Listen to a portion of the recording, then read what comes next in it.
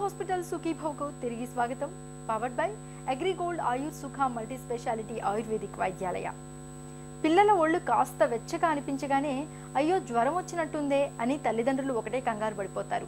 జ్వరం తగ్గడానికి రకరకాల సిరప్లు పట్టిస్తూ నానా హైరానా పడిపోతూ ఉంటారు.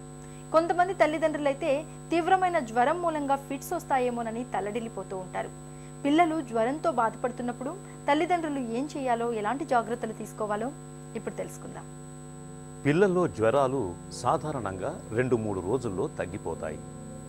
పిల్లలు జ్వరంతో ఉన్నప్పుడు ఒళ్ళు వేడిగా ఉండటంతో పాటు జలుబు, దగ్గు, తలనొప్పి వంటి లక్షణాలు కనిపిస్తూ ఉంటాయి.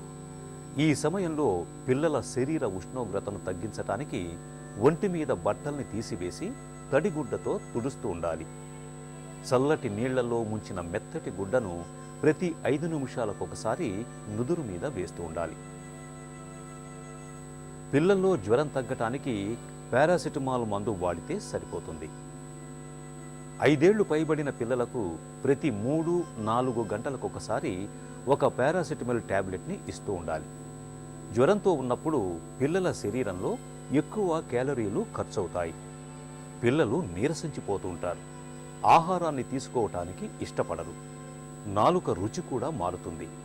ఇలాంటప్పుడు పిల్లలకు పళ్ళరసం, మజ్జిగ, లస్సీ, కొబ్బరి బోండాల లాంటి ద్రవాహారాల్ని తరచూ అందిస్తుండాలి.